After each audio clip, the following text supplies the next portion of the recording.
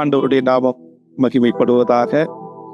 நீண்ட நாட்களுக்கு பிறகு மறுபடியுமாக நான் மத்தியிலே இன்றைக்கு நிற்கும்படியாக தேவன் அனுக்கிரகம் பாராட்டி இருக்கிறார். ஆண்டவருக்கு நன்றி செலுத்துகிறேன். இந்த 111வது ஃபாஸ்டிங் ப்ரேயர் அப்படின்றது மிகுந்த ஒரு ஆசீர்வாதமான நாளாக நான் நினைக்கிறேன். அல்லேலூயா, அல்லேலூயா. கவுண்ட் நமக்கு முக்கியமானதில்லை, ஆனால் இத்தனை நாட்கள் நாம் கடந்து வரும்படியாக கர்த்தர் கிருபை செய்திருக்கிறார் என்ற உணர்வு நமக்குள்ளே வருகிறது. அல்லேலூயா. நேற்று தினத்தில் ஒரு வசனத்தை வாசிட்டு இருந்தோம். ஒரு காரியத்தின் துவக்கத்தை பார்க்கிலும் அதனுடைய முடிவு நல்லது அப்படின்னு சொல்லி எழுதப்பட்டிருந்தது. பெருமையுள்ளவனை பார்க்கிலும் பொறுமையுள்ளவன் உத்தமன்.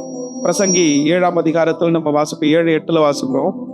அன்பான தேவனுடைய பிள்ளைகளை, இந்த நாள் வரைக்கும் அவர் தமது பெரிதான கிருபையினாலே இப்படி நடத்தி இருக்கிறார். இந்த ஊழியத்துல இணைந்திருக்கிறதான உங்கள் அனைவருக்கும் ஆண்டவராக இயேசு கிறிஸ்துவின் இனிய நாமத்தினாலே வாழ்த்துக்கள். தொடர்ந்து பிரதர் சொன்னதை போல இந்த இடத்துல ஒரு சில சேர்ஸ்லாம் ஃப்ரீயா இருக்கு அப்படின்னு சொன்னாரு. ஆனால் நான் முதல்ல வரும்பொழுது பார்த்தீங்கன்னா எல்லாமே ஃபுல்லா இருந்தது. பின்னாலெல்லாம் எல்லாரும் உட்கார்ந்து கொண்டிருந்தார்கள். ஆனால் கடைசி நாட்கள்ல இப்படி ஒரு சூழ்நிலைகளும் நிகழும் என்பதை நம்ம மறந்துடக்கூடாது. ஏன்னா கடைசி நாட்கள்ல எல்லாருக்குள்ளேயே விசுவாசத்தை பார்க்க முடியுமா அப்படின்னு பார்த்தீங்கன்னா கொஞ்சம் டவுட்ஃபுல்லான விஷயம் தான், இல்லைங்களா? தேவ சமூகத்தில் எடுத்துக்கொள்ளப்படுதலே பார்த்தீங்கன்னா 50% பீப்புள் தான் எடுத்துக்கொள்ளப்படுவதை போல நம்ம கவனிக்கிறோம். 2 பேர் இருக்கிறாங்க, 2 பேர்ல ஒருத்தர் தான் என்ன பண்ணப்படுகிறாங்க, எடுத்துக்கொள்ளப்படுகிறார்கள். இன்றைக்கு அந்த எடுத்துக்கொள்ளப்படுகிறதான இடத்திலே நாம் இருக்கிறோம் என்பதை நினைக்கும் பொழுது மிகுந்த சந்தோஷம். அல்லேலூயா. ஆண்டவருடைய நாமம் மகிமைப்படட்டும். என்னை அழைத்ததான அன்பு சகோதரர் சார்லஸ் மற்றும் பிரதர் லிண்டன் இவர்களுக்காக நான் நன்றி செலுத்துகிறேன். கர்த்தர் உங்களையும் உங்களுடைய குடும்பங்களையும் கர்த்தர் ஆசீர்வதிப்பாராக. அடியனுக்கு ஆண்டவர் 2000 கொடுத்ததான ஒரு பாடல் ஒன்று இருக்கிறது. அந்த பாடலை பாடி நம்ம இதனுடைய வார்த்தைக்குள்ள கடந்து போவோம். யாவே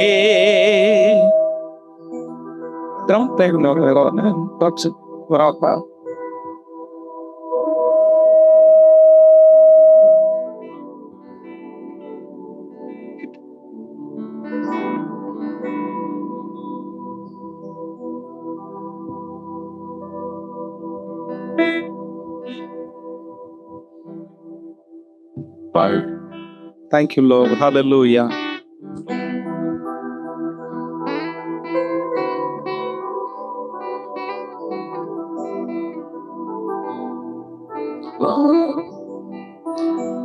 யாவே யாவே யாவே என்றால் யெகோவா, யெகோவா நமக்காய் யாவும் செய்து முடிப்பார்.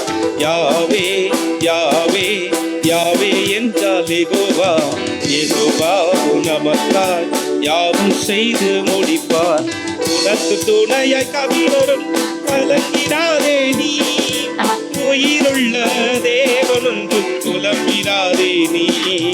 உனக்கு துணையாய் கவிவரும் கலங்கினாதே நீ, உயிருள்ள தேவனொன்று குழம்பினாதே நீ. வல்லமையுண்டு வல்லமையுண்டு இயேசுவின் நாமத்தில், அற்புதம் உண்டு அதிசயம் உண்டு அபிஷேகர் நாமத்தில். வல்லமையுண்டு வல்லமையுண்டு இயேசுவின் நாமத்தில், அற்புதம் உண்டு அதிசயம் உண்டு அபிஷேகர் நாமத்தில். யாவே யாவே யாவே என்றால் யெகோவா, யெகோவா நமக்காய் யாவும் செய்து முடிப்பார். யாவே என்றால் யெகோவா, யெகோவா என்று சொன்னால் அவர் இருக்கிறவர் என்ற அர்த்தம். அவர் நமக்காகவே இன்றைக்கு இருக்கிறார்.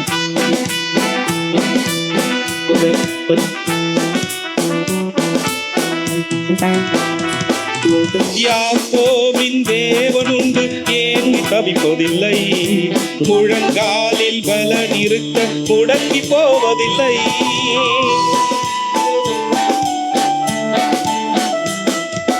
யாக்கோபின் தேவனுண்டு ஏங்கி தவிப்பதில்லை, முழங்காலில் பலன் இருக்க முடங்கி போவதில்லை. முழங்கால் யுத்தம் முழங்கால் யுத்தம் முழங்கிடு இஸ்ரவேலே. உதறிடு உந்தன் தூசியை விட்டு எழுந்திரு சீயோனே. முழங்கால் யுத்தம் முழங்கால் யுத்தம் முழங்கிடு இஸ்ரவேலே. உடனில் உந்தன் தூசியை விட்டு எழுந்திரு சீயோனே. யாவே யாவே யாவே என்றால் யெகோவா யெகோவா நமக்காய் யாவும் செய்து முடிப்பார்.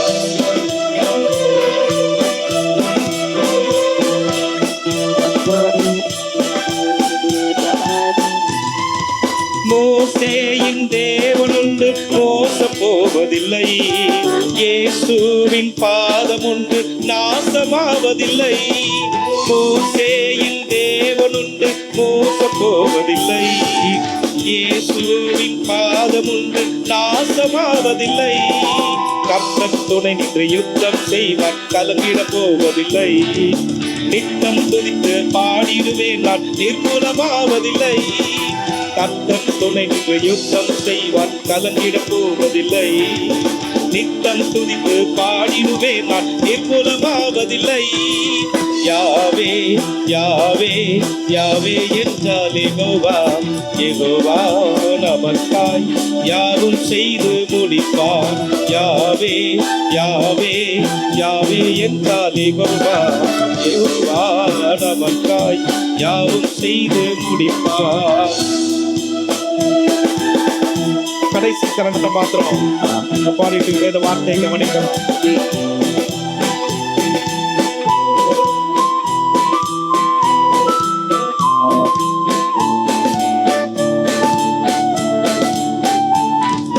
நெகேமியாவின் தேவனும் நெஞ்சம் சோர்வதில்லை. அலங்கங்கள் எழுப்பிவிடும் அலங்கோலமாவதில்லை.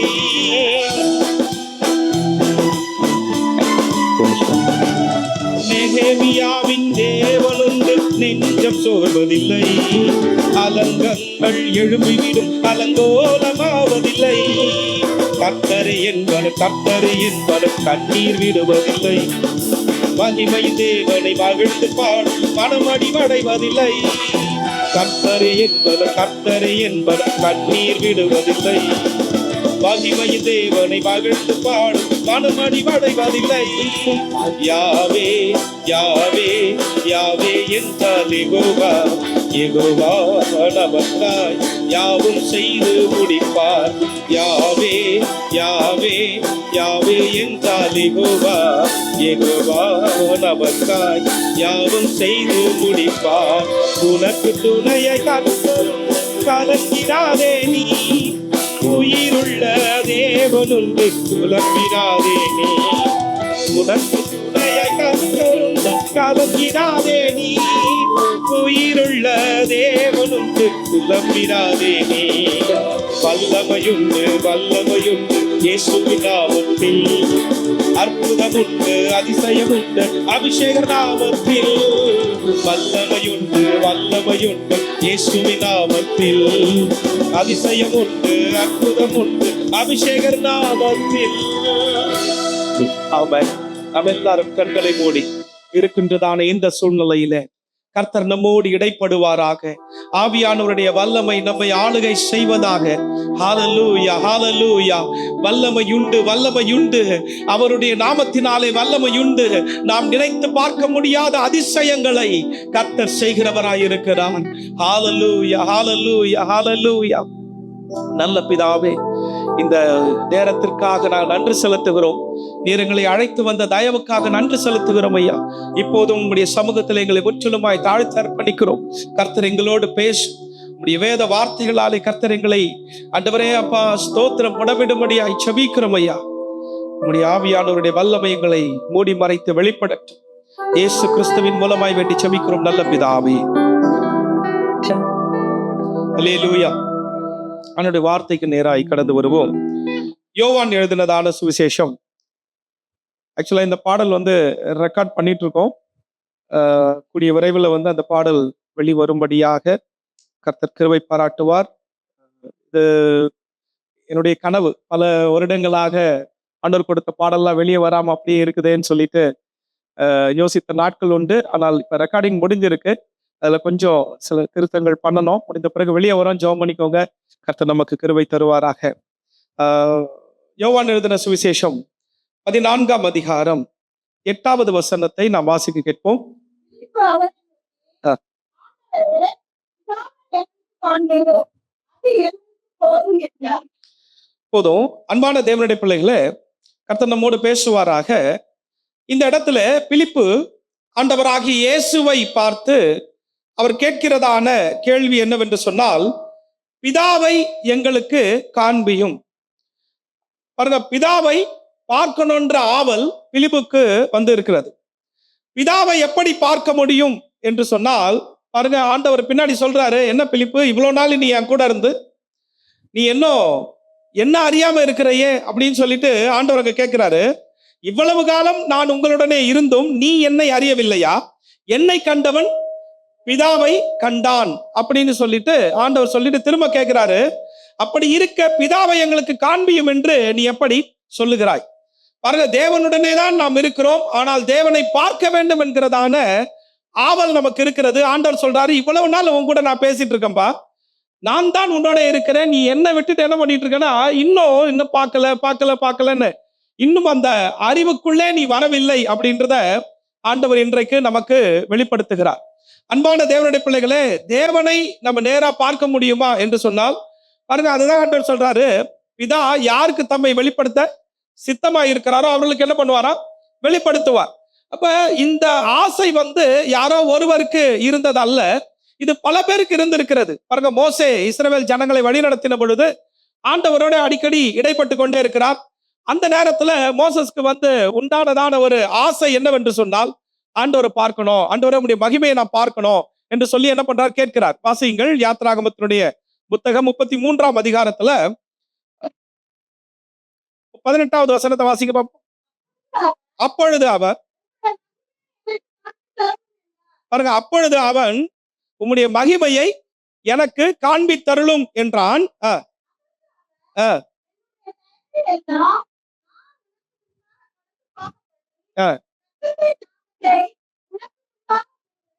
இங்க பாருங்க, இந்த இடத்துல ஆண்டவருடைய சமூகத்திலே மோசே கேட்கிறதான ஒரு விண்ணப்பம் என்னவென்று சொன்னால், ஆண்டவரே உம்முடைய மகிமையை நான் பார்க்கணும். ஆண்டவர் அதை புரிந்து கொண்டவராக ஆண்டவர் சொல்றாரு, சரிப்பா, நான் என்னுடைய தயையை எல்லாம் நான் என்ன பண்ண உனக்கு முன்பாக கடந்து போக பண்ணுவேன். யாரு மேல கிருபையா இருக்கணும் சித்தமா இருக்கிறனோ, யார் மேல இரக்கமா இருக்க சித்தமா இருக்கிறனோ அவங்க மேல நான் இரக்கமாக கிருபையாக இருப்பேன் என்று ஆண்டவர் சொல்லிட்டு, ஆனா நீ என்ன பண்ண மாட்டேன்னா, நீ என் முகத்தை காண மாட்டாய், ஒரு மனுஷனும் என்னை கண்டு உயிரோட இருக்கக்கூடாது. என்னை பார்த்தவங்க யாரும் எப்படி இருக்கக்கூடாது? உயிரோட இருக்க முடியாது, இல்லைங்களா? எல்லாருமே பயப்படுகிறார்கள். கிதியோனுடைய அவங்க அப்பாவுக்கு தரிசனமாகிறார் ஆண்டவர். பாருங்க, தரிசனமான பிறகு அப்போ அவர் பயப்படுறாரு, மனாசே பயப்படுறாரு. என்ன பயப்படுறாரு? ஐயோ, நம்ம தேவனை பார்த்துட்டோம், அவ்வளவுதான், நம்ம செத்துருவோம் போல அப்படின்ட்டு. ஆனால் அங்கே ஆண்டவர் சொல்றார், தேவனுடைய ஆவியார், தேவனானவர் சொல்றார், தூதனானவர் சொல்றாரு, நீ பயப்படாத, நீ சாக மாட்ட அப்படின்னு சொல்றாரு, இல்லைங்களா? அப்ப இந்த மாதிரி ஒவ்வொரு இடங்களிலேயும் தேவனை கண்டால் நாம் மரித்து விடுவோம் என்கிறதான பயம் எல்லாருக்குள்ளேயும் அந்த நாட்களிலே இருந்தது. பாருங்க, அருமையான கர்த்தருடைய பிள்ளைகளை, இப்ப ஆண்டவர் என்ன பண்றாருன்னா, அங்கே தன்னை வெளிப்படுத்துகிறார். கண்மலையின் வெடிப்புல நில்லு, நான் என்ன பண்ணுவேன்? கடந்து போவேன், என்னுடைய முன்புறத்தை உன்னால பார்க்க முடியாது, பின்னால இருக்கக்கூடியதான பகுதியை தான் உன்னால பார்க்க முடியும் அப்படின்னு ஆண்டவர் சொல்லுகிறதை நம்ம அங்க கவனிக்கிறோம். இதெல்லாம் நம்ம ஏற்கனவே அறிந்திருக்கிறோம், இல்லையா? முன்புறம் நியாயப்பிரமாணத்தினுடைய காலம், முன்புறம் எரிச்சல் உள்ள தேவன், பின்னாடி இருக்கக்கூடியதான காரியம் பாத்தீங்கன்னா கிருபையின் பிரமாணம், இயேசுவானவரை வெளிப்படுத்துகிறது. இதெல்லாம் நம்ம நமக்கு தெரியும். ஆனால் இந்த இடத்துல ஆண்டவர் யாரால பார்க்க முடியும் என்கிறதான ஒரு வார்த்தையை இங்க சொல்றாரு. என்ன சொல்றாருன்னு பாத்தீங்கன்னா, கிருபையும் இரக்கமும் பெற்றவர்கள் தேவனை என்ன பண்ண முடியுமா? பார்க்க முடியும், இல்லைங்களா? அதுதானே சொல்றாரு. அங்க பாருங்க, அந்த 19வது வசனத்தை வாசிங்க, இல்லையா? கர்த்தருடைய நாமத்தை உனக்கு முன்பாக கூறுவேன், எவன் மேல் கிருபையாய் இருக்க சித்தமாய் இருப்பேனோ அவன் மேல் கிருபையாய் இருப்பேன்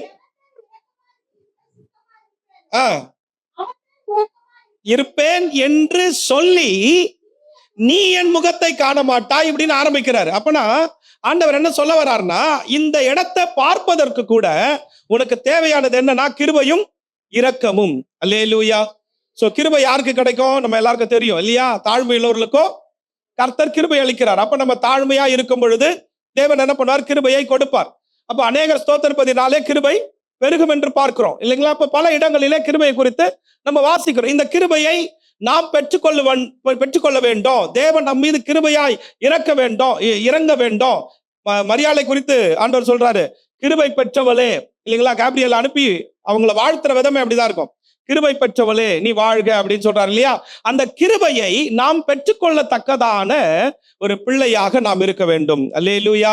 அன்பான தேவனுடைய பிள்ளைகளா, அப்ப கிருபை இருக்கணும். அதே மாதிரி இரக்கம் நாம் பெற்றுக்கொள்ள வேண்டும் என்று சொன்னால் பாருங்க, சில இடங்கள்ல மாத்திரம்தான் நான் பரிசுத்தர் ஆகையால் நீங்களும் பரிசுத்தராயிருங்கள், உங்கள் பிதா பூரண சர்க்குணராய் இருக்கிறதை போல நீங்களும் என்ன பண்ணுங்க, பூரண சர்க்குணரா இருக்கு. அப்பதான் என்ன அர்த்தம்னா இருக்க முடியும் என்கிறதான காரியத்தை தான் கர்த்தர் என்ன பண்ணார், நமக்கு சொல்லுவார்.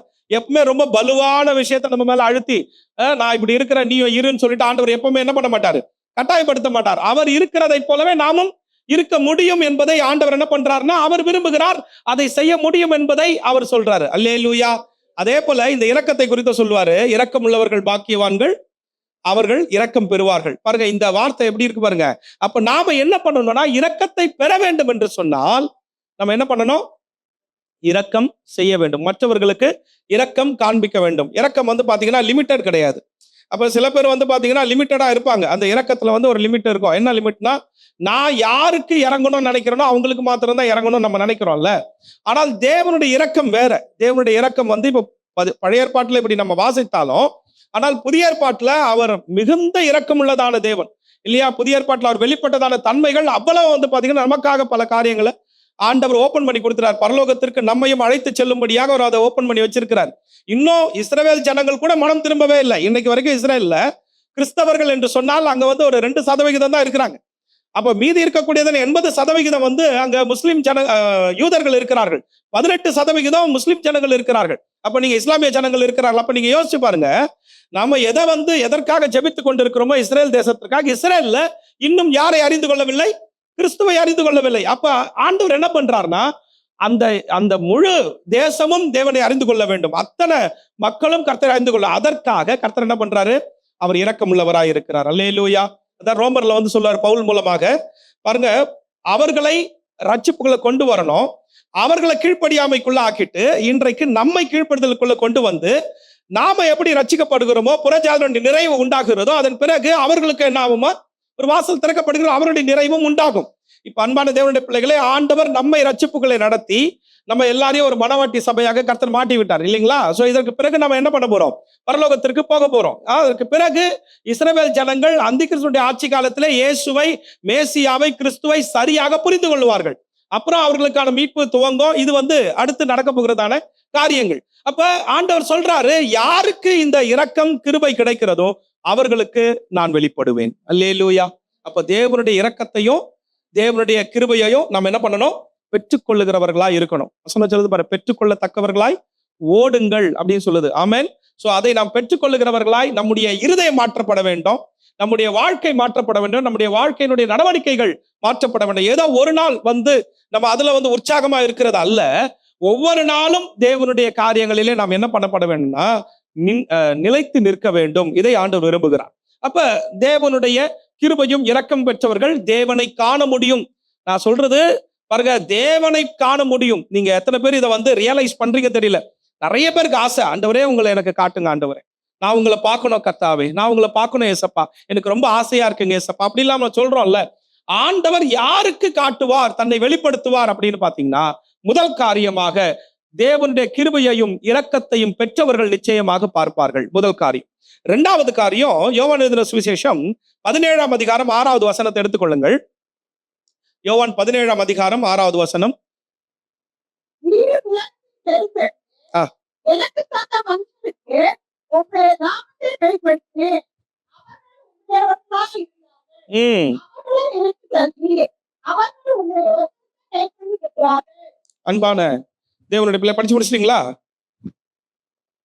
இங்க பாருங்க, இந்த இடத்துல நம்ம வாசிக்கும் பொழுது யார் தேவனை காண்பார்கள் அப்படின்னு பாத்தீங்கன்னா, அந்த வார்த்தையில எழுதப்பட்டிருக்கிறது, ஆண்டவர் கொடுத்ததான, பிதாவானவர் கொடுத்ததான, நீர் தெரிந்தெடுத்து எனக்கு தந்த மனுஷருக்கு உம்முடைய நாமத்தை வெளிப்படுத்தினேன். அவர்கள் எப்படிப்பட்டவர்கள் தெரியுங்களா? அவர்கள் உம்முடையவர்களா இருந்தார்கள். இந்த வார்த்தையை நல்லா கவனிச்சுக்கோங்க. யாருக்கு ஆண்டவர் வெளிப்படுத்துவார்னா, நீங்கள் தேவனுடையவர்களாய் மாற வேண்டும். இந்த இடத்துல நம்ம இருந்துட்டோம் அப்படின்னா கர்த்தர் நிச்சயமாக தம்மை வெளிப்படுத்துவார். இந்த வார்த்தையினுடைய இன்னொரு பகுதியை நீங்க படித்தீங்கன்னா புரியும். 8ஆம் அதிகாரத்துல 44வது வசனத்தை வாசிங்க. ஆ ஆ ம், ஆ ம் ம் ம் ம் ஆ ம் நான் உங்களுக்கு சத்தியத்தை சொல்லுகிறபடியினாலே நீங்கள் என்னை விசுவாசிக்கிறதில்லை. அப்ப என்ன சொல்ல வர்றாருன்னா, சத்தியத்தை சரியாக விசுவாசித்து சத்தியத்தின்படி வாழுகின்றதான பிள்ளைகளுடைய வாழ்க்கையிலே கர்த்தர் என்ன பண்ணுவார்னு கேட்டீங்கன்னா, அவர்களை தம்முடைய பிள்ளைகளாக பாவிக்கிறார். தம்முடைய பிள்ளைகளை ஆண்டவர் என்ன பண்றாருன்னா, அவரை தம்முடைய பிள்ளைகளுக்கு வெளிப்படுத்துகிறார். விளங்கி இருக்கும்னு நினைக்கிறேன். ஏன்னா இந்த அதிகாரம் முழுவதுலயும் பாத்தீங்கன்னா சத்தியத்தை குறித்து பேசிக்கிட்டே வருவார் ஆண்டவர். ஆனா அங்க இருக்கக்கூடிய யூத ஜனங்கள் கேட்கிற மாதிரி இருக்கும். ஆனா அவர்கள் கேட்காம கடைசி நேரத்துல என்ன பண்ணுவாங்கன்னா, ஆண்டவரை அடிப்பதற்காக கல்லுகளை எடுத்துக்கொள்வார்கள். இது நடக்கும். அப்ப அவர்கள் சத்தியத்துக்குள்ள என்ன பண்ணல, இன்னும் வரல. இவ்வளவு நாட்கள் வந்து தேவனுடைய வார்த்தைகளை கேட்கிறார்கள், கர்த்தருடைய வசனங்கள் அவர்களுக்கு வெளிப்படுகிறது, எல்லாம் கேட்கிறாங்க. ஆனா கடைசியில வந்து பாத்தீங்கன்னா ஏதோ சில விஷயங்கள் அவர்கள் என்ன பண்ணிட்டே இருக்கு, டிஸ்டர்ப் ஆயிட்டே இருக்குது. அந்த விஷயத்தினுடைய ஒரு பகுதியை இங்க வந்து ஆண்டவர் சொல்றாரு. அவர்கள் எப்படிப்பட்டவர்களாய் இருந்தார்கள் என்பதை கர்த்தர் சொல்றாரு. நீங்கள் உங்கள் பிதாவாகிய பிசாசானவனினால் உண்டானவர்கள், உங்கள் பிதாவினுடைய இச்சைகளின்படி செய்ய மனதா இருக்கிறீர்கள். உங்களுடைய பிதாவா யாருன்னு கேட்டீங்கன்னா பிசாசு. அந்த பிசாசு என்னென்ன சொல்லுதோ, அவன் என்னென்ன சொல்றானோ அந்த இச்சையின்படி செய்வதற்கு நீங்க என்ன பண்றீங்க, ரெடியா இருக்கிறீங்க அப்படின்னு சொல்றாரு. பல இடங்களிலே யூதர்களை ஆண்டவர் எப்படி ஹேண்டில் பண்ணாருன்னு உங்களுக்கு தெரியும். பல இடங்களை பார்க்க முடியும். பாருங்க, அவர்கள் என்ன பண்ணுவாங்கன்னா மற்றவர்களுக்கு இன்ஸ்ட்ரக்ஷன் கொடுத்துக்கிட்டே இருப்பாங்க. ஆனா ஆண்டவர் சொல்லுவாரு, நீங்க ஒரு விரல்ல கூட என்ன பண்ண மாட்டேன்றீங்க, தொட மாட்டேன்றீங்க. டேய் சேர் எடுறா, டேய் இதை பெருகுடா, டேய் இதை பண்ணுடா, அதை பண்ணுடா அப்படின்னு சொல்றதுக்கு எல்லாரும் ரெடியா இருப்பானுங்க. ஆனால் அவன் தன் ஒரு விரலினால் கூட என்ன பண்ண மாட்டானா, செய்ய மாட்டானா. அப்பனா என்ன அர்த்தம்னா, இவனுக்கு வேலை வாங்குறது மட்டும் தான் தெரியும், ஆனா வேலை செய்ய தெரியாது.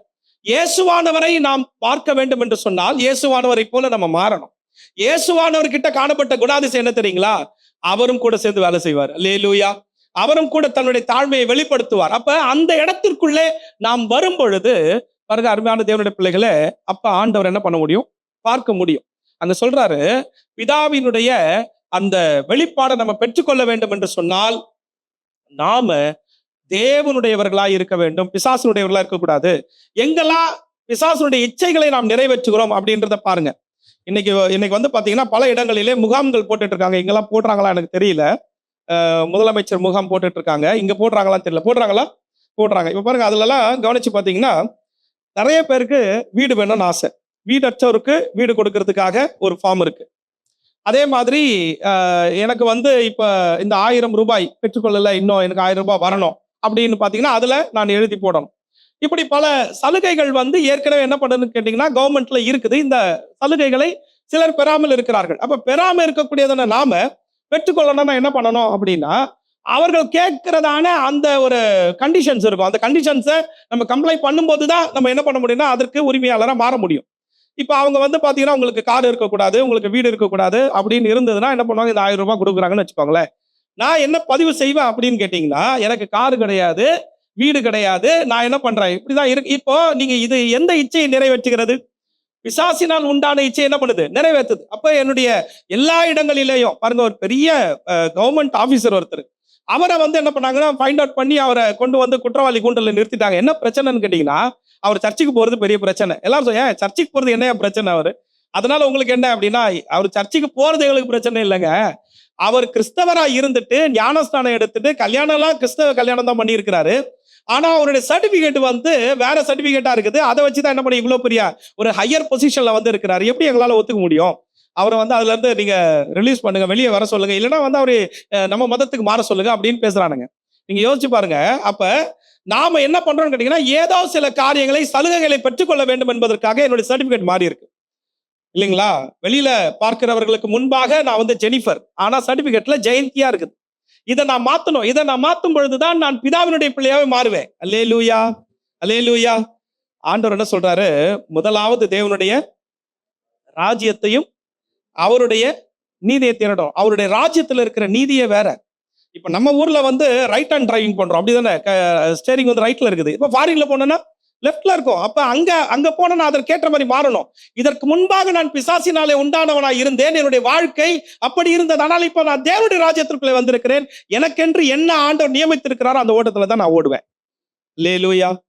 பயங்கரமான அந்நிய பாஷை பேசக்கூடியவர்கள், பயங்கரமான அபிஷேகத்தில் நிரம்பக்கூடியவர்கள், கர்த்தரை விடாப்பிடியா அப்படியே பிடிச்சுக்கிட்டு ஓடுறேன்னு சொல்லக்கூடியவர்கள், வேதத்தை கரைச்சு குடித்தவர்கள். ஆனா எல்லாருமே ஏதோ ஒரு பெனிஃபிட்டுக்காக அவர்கள் பிதாவினுடைய பிள்ளைகளா இல்லாமல் பிசாசினுடைய பிள்ளைகளா இருக்கிறார்கள். இதை தான் ஆண்டவர் சொல்றாருங்க. அல்லேலூயா. அன்பான தேவனுடைய பிள்ளைகளே, நமக்குள்ளே காணப்பட வேண்டியது என்ன தெரியுமா? ஆண்டவர் சொல்றாரு, நீங்க எல்லாரும் என்னுடையவர்களா இருக்க வேண்டும். ஆமென்.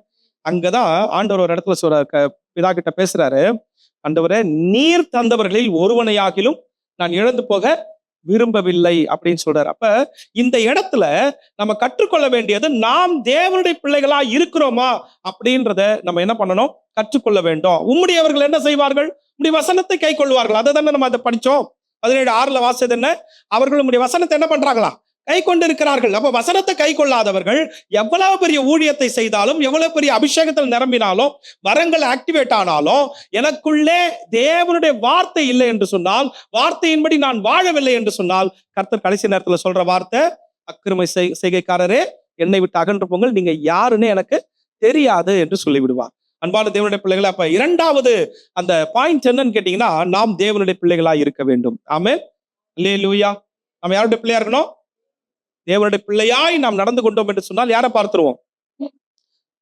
கர்த்தரை பார்த்துட்டோம் இல்லைங்களா? அவரை பார்க்க வேண்டும் என்றதான ஆவல் மட்டும் போதாது, அதற்கான மாற்றங்களும் எனக்குள்ள வேண்டும் இல்லைங்களா? அதுதான் ஆண்டவர் வந்து விரும்புறாரு. மூன்றாவதாக யோவான் எழுதின சுவிசேஷத்துல 12ஆம் அதிகாரம் 45வது வசனத்தை வாசிங்க.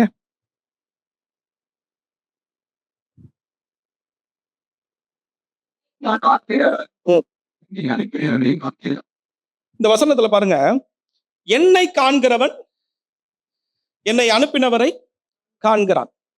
அப்ப நம்ம ஆண்டவரை பார்க்கணும்ன்றோம். என்னை காண்கிறவன் யாரை சொல்றாரு? இயேசுவை சொல்லுகிறார். என்னை அனுப்பினவர் என்று சொல்லும் பொழுது பிதாவானவரை சொல்லுகிறார். அப்ப என்னை பார்க்கிறவன் என்னை அனுப்பினவரை பார்க்கிறான், பிதாவானவரை பார்க்கிறான். முதல்ல இயேசுவை நாம் பார்க்கிறோமா? இயேசுவை போல நாம் வாழுகிறோமா அப்படின்ற அந்த இடத்திற்குள்ள நம்ம இங்க கவனிக்கணும். அன்பான தேவனுடைய பிள்ளைகளை, நாம அவர்களுடைய இருக்க வேண்டும் என்பது ஒரு பக்கம், நாம் அவருடையவரா இருக்கணும் இல்லையா? அது போல வந்து இந்த இடம் வந்து பாத்தீங்கன்னா, நாம் அவரை பார்க்க வேண்டும். எல்லா இடத்திலேயும் அவரை பார்க்க வேண்டும். எந்த இடமா இருந்தாலும் நம்ம அவரை கொண்டு வந்து நிறுத்திடணும். இந்த வேதத்தை படிக்கும் பொழுது கூட முழுக்க நம்ம வந்து ஆசீர்வாதமான வார்த்தைகள் நிறைய இருக்குது, இல்லைன்னு சொல்லல. ஆனால் எல்லா வார்த்தைகளையும் பார்க்கும் பொழுது நாம் அவரை பார்க்கிற ஒரு இடத்திற்குள்ள நம்ம வரணும். அங்க இயேசுவை நாம் கண்டு கொண்டோம் என்று சொன்னால் நம்முடைய வாழ்க்கை நிச்சயமாகவே மேன்மையானதாக மாறிவிடும். இங்க மத்தேயு 11ஆம் அதிகாரம் 27வது வசனத்துல சொல்றாரு, குமாரன் எவனுக்கு அவரை வெளிப்படுத்த சித்தமா இருக்கிறாரோ அவனும் தவிர வேற ஒருத்தர் என்ன பண்ண முடியாதுன்னா பிதாவை அறியான் என்று சொல்லுகிறார். யோவான் 1ஆம் அதிகாரம் 18வது வசனத்தை வாசிங்க.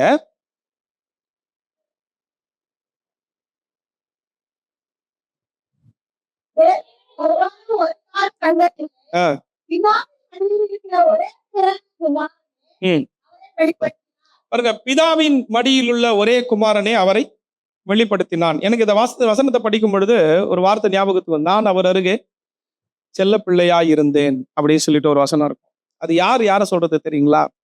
ஞானம் சொல்லுகிறது. தேவனுடைய மடியில நான் என்ன பண்றேன்? செல்ல பிள்ளையா இருந்தேன். ஞானம் யாருன்னு கேட்டீங்கன்னா இயேசுவானவர் தான் ஞானம் இல்லையா? புதிய ஏற்பாட்டுல நீங்க வாசிங்கன்னா அவரே நமக்கு ஞானமானார் அப்படின்றத வாசிக்கிறார். அவரே நமக்கு ஞானம்.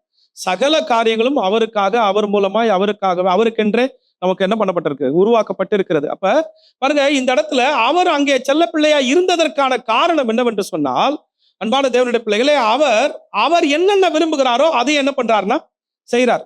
ஒரு இடத்துல நீங்க வாசிச்சு பாத்தீங்கன்னா இப்படி இருக்கும், பிதா தாமாக சுயமாக எதையும் செய்ய மாட்டார். பிதா குமாரன் வந்து சுயமாக செய்ய மாட்டார். பிதா எதை செய்யறாரோ அதை தான் குமாரன் என்ன பண்ணுவாராம்? செய்வாராம். அதே போல சுயமா எதையும் இயேசுவானவர் பேச மாட்டாராம். பிதாவானவர் எதை சொல்றாரோ அதுதான் இயேசுவானவர் பேசுவாராம். ஒரு சின்ன ஒரு உதாரணத்திற்காக, நம்ம எல்லாருக்கும் தெரிந்த ஒரு வேத பகுதி. முதல்ல ஆண்டவர் கல்யாணத்துல ஒரு அற்புதம் செஞ்சார் இல்லையா?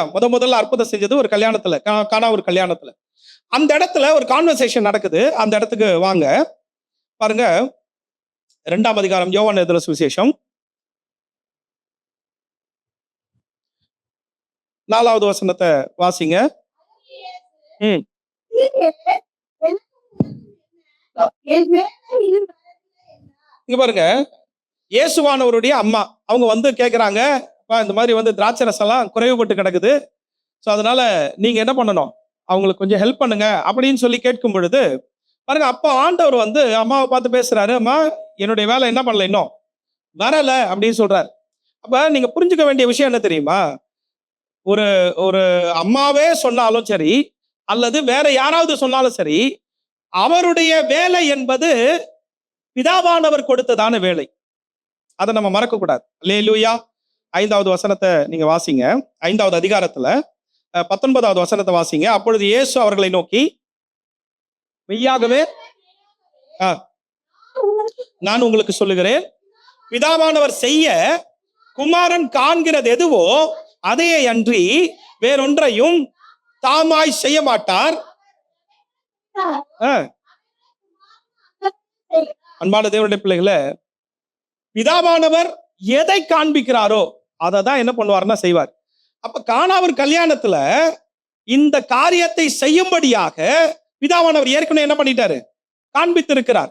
பாருங்க, இயேசுவானவர் தன்னுடைய ஊழியங்கள்லாம் முடித்த பிறகு கூட அவர் என்ன பண்ணுவார்னா, மலைகள்ல போயிட்டு பிதாவானவருடைய சமூகத்துல காத்திருப்பார் இல்லையா? பல நேரங்களிலே தனித்திருந்தார் அப்படின்றத நம்ம பார்க்கிறோம்.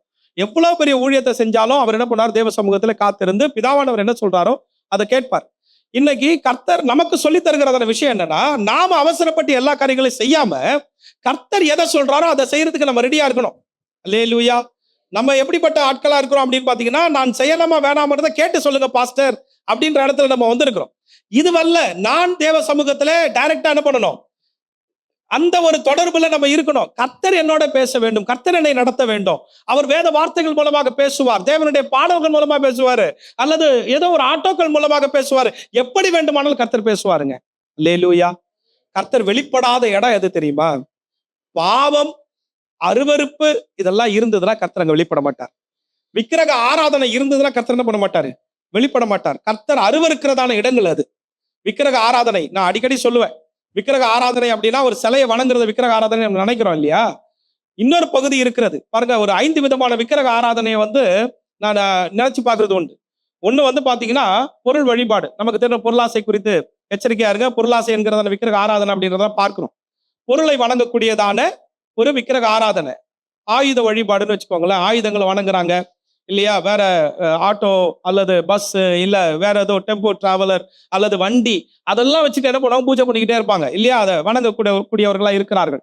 இன்னொரு பக்கத்துல வந்து பாத்தீங்கன்னா மனித வழிபாடு. மனித வழிபாடு நம்ம கிட்ட ஒரு பார்ஷியலா இருக்கும். நீங்க கல்யாணத்துல எல்லாம் வந்து பாத்தீங்கன்னா சில காரியங்கள்லாம் கவனிச்சு பார்த்திருப்போம். நம்ம சில பேருடைய கால் எல்லாம் போயிட்டு என்ன பண்ணுவோம், நம்ம விழுவோம். விழக்கூடாதுன்னு பாருங்க, அது வந்து அவமரியாதையா அப்படி நீங்க எடுத்துக்காதீங்க. ஆனால் கர்த்தருடைய பிள்ளைகள் யாருடைய காலில் என்ன பண்ணக்கூடாது, விழக்கூடாதுன்றத நீங்க புரிஞ்சுக்கணும். எப்படி உங்களுக்கு அதை விளக்குறேன்னு பாருங்க. வெளிப்படுத்தின விசேஷத்துல தூதனானவர் என்ன பண்றாருன்னு கேட்டீங்க. தூதனானவர் கிடையாது, தேவனுடைய தூதன் என்ன பண்றாருன்னா, அங்கே யோவானுக்கு பல வெளிப்பாடுகளை கொடுக்கிறார். அந்த வெளிப்பாடுகளை பார்த்த உடனே, அதுவும் இந்த வெளிப்பாடெல்லாம் எப்படின்னு கேட்டீங்கன்னா, இனி வரப்போகிறதான காலங்கள், நாம கர்த்தருடைய சமூகத்தில் எடுத்துக்கொள்ளப்பட்டு அப்புறம் அந்திகிறிஸ்துடைய ஆட்சி வந்து அதுக்கு பிறகு வந்து பாத்தீங்கன்னா யுத்தங்கள் நடந்து அப்புறம் மறுபடியும் வந்து ஆண்டவருடைய அந்த 1000 வருட அரசாட்சி, அதுக்கு முன்பாகிய சாத்தானை என்ன பண்றாங்க, கட்டி போடுறாங்க. பாதாளத்துல சங்கிலிகளால கட்டி போடுறாங்க. 1000 வருட அரசாட்சி வருகிறது. அதுக்கு பிறகு ஒரு யுத்தம் வருகிறது. யுத்தத்துக்கு பிறகு அங்க மறுபடியும் என்ன பண்ணப்படுகிறது, அந்த கள்ள தீர்க்கதரிசி அந்திகிறிஸ்துவும் போடப்பட்டதான அந்த நரகத்துல பிசாசானவனும் தள்ளப்படுகிறான். பழைய பாம்பாகிய வலு சர்ப்பம், பிசாசு, லூசிபர் இருக்கிறான், அவனையும் அவனுடைய கூட்டத்தார் எல்லாரும் என்ன பண்றாங்க, எரிகிற அக்கினி கந்தக கடவுள தள்ளிடுறாங்க. தள்ளிட்ட பிறகு புதிய வானம் உண்டாகிறது, புதிய பூமி உண்டாகிறது. இதுக்கு பிறகு வந்து பாத்தீங்கன்னா ஆட்டுக்குட்டியானவருடைய கல்யாணம் இருக்கிறது. இப்படி எல்லாமே ஒரு இதுவும் நடந்துகிட்டே இருக்குங்க. இதெல்லாம் வந்து பாத்தீங்கன்னா இனி வரப்போகிறதான காலங்கள்ல இன்னும் மறைந்திருக்கிறதான பொக்கிஷங்கள் என்னென்னமோ இருக்குது. ஆனா இன்னும் நம்ம அந்த ஒரு பகுதிக்குள்ளே நம்ம போகல. இது எத்தனையையும் ஒரு பிக்சரைஸ் பண்ணி காட்டுறாரு. யாருக்கிட்ட? யோவான் கிட்ட. அதை பார்க்கும் பொழுது யோவானுக்கு அவருக்கு ஒண்ணுமே புரியல. ஷோ, இவ்வளவு பெரிய ஒரு வெளிப்பாடை வந்து எனக்கு கொடுத்துருக்கிறீங்களேன்னு சொல்லிட்டு என்ன பண்றாருன்னா 22ஆம் அதிகாரம் 8வது வசனத்தை வாசிங்க.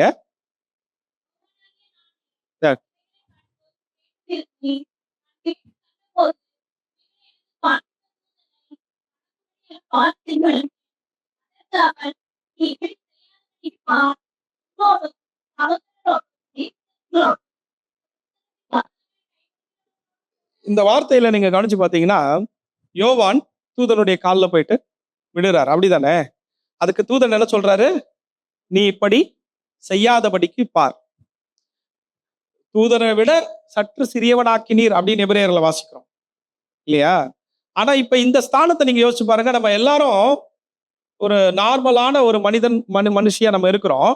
நம்ம காலில் சிலர் விழ வேண்டும் என்று நாம் எதிர்பார்க்கிறோம். நாம என்ன நினைக்கிறோம்? சிலருடைய காலில் விழணும்னு நம்ம எதிர்பார்க்கிறோம். இந்த இந்த கான்செப்ட்ல வந்து சில முரண்பாடுகள் இருக்கிறது. அதை நம்ம சரி செய்யணும் அப்படின்றத உங்களுக்கு சொல்ல வரேன். 60 வயசு ஆயிடுச்சு, 60 கல்யாணம் பண்றாங்க, அவங்க காலில் போய் விழணும் நம்ம நினைக்கிறோம். அல்லது ஏதோ ஒரு திருமண காரியங்கள்ல நம்ம விழணும்னு நினைக்கிறோம். சீமந்தம் பண்றாங்க, நலங்கு வைக்கிறாங்க, அப்ப நம்ம அவங்க காலில் விழணும்னு நினைக்கிறோம். பாருங்க, இது அத்தனையுமே என்னன்னா கர்த்தருக்கு கொடுக்கிறதான அந்த இடத்தை தவிர்த்து நம்ம மனிதனுக்கு கொடுக்க வேண்டியதான ஒரு இடத்தை அங்க கொண்டு வந்து விடுகிறது. இதற்கு நம்ம கொஞ்சம் கூட இடம் கொடுக்காம இருந்துட்டா நல்லது. நம்ம இந்த இடத்துல நம்ம இப்படி இருந்துட்டோம்னு வச்சுக்கோங்களேன், பல விஷயங்கள் நமக்குள்ள விக்கிரக ஆராதனையாக இருந்துகிட்டே இருக்கும். சிலை வழிபாடு ஒரு விக்கிரகம் தான் இல்லையா? அதே போல வந்து மனித வழிபாடு ஒரு விக்கிரகம் தான். மனுஷனை வணங்குறோம். அன்னையும் பிதாவும் முன்னறி தெய்வம்னு சொல்லுவாங்க, அப்படிதானே சொல்றாங்க? கணவனே கண் கண்ட தெய்வம்னு சொல்றாங்க.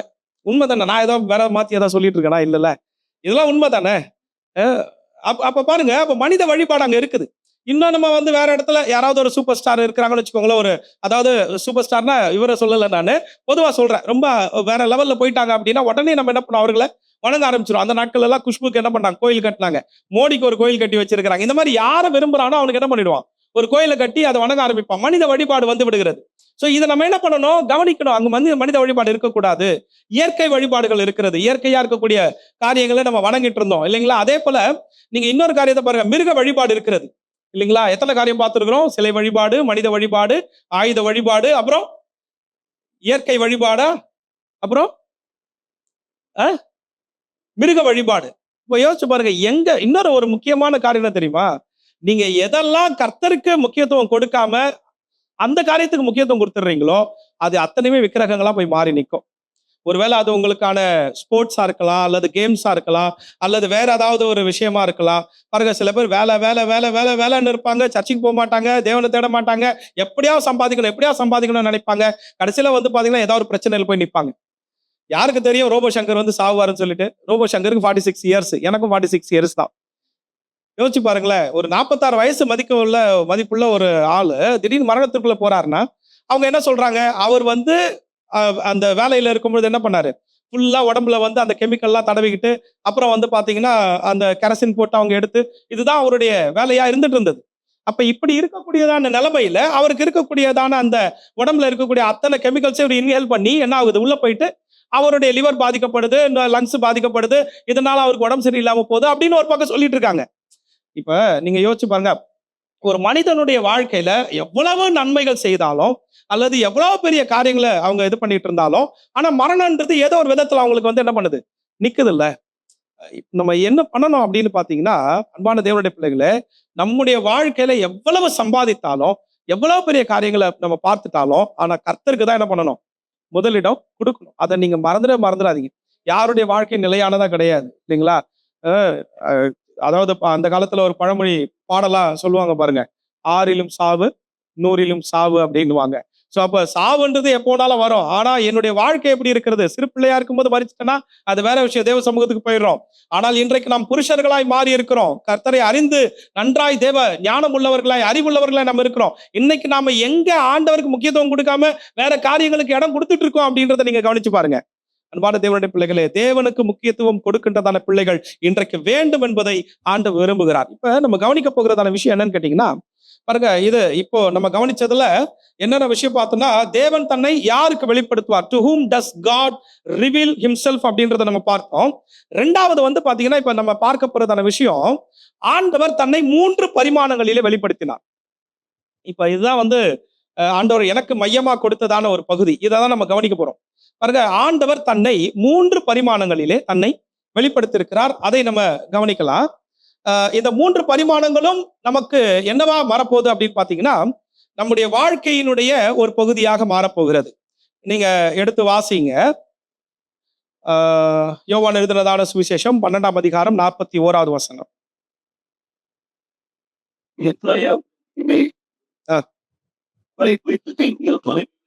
போதும். ஏசாயா அவருடைய மகிமையை கண்டு, இந்த மகிமையை தானே யார் கேட்டது? மோசே கேட்டாரு. அப்படிதானங்க? ஆண்டவரே உம்முடைய மகிமையை எனக்கு காண்பித்தருளும் அப்படின்னார்ல. இந்த மகிமையை ஏசாயாவுக்கு கர்த்தர் காண்பிக்கிறார். இந்த முதல் பரிமாணம் என்னன்னு சொல்லி பாத்தீங்கன்னா, இந்த வார்த்தையினுடைய மகத்துவத்தை எங்க விளங்கிக்கலாம், கரெக்டா பார்க்க முடியும் அப்படின்னா, ஏசாயா 53வது அதிகாரத்துல பார்க்க முடியும். எடுத்து வாசிங்க. ஏசாயா 53:2 வாசிங்க.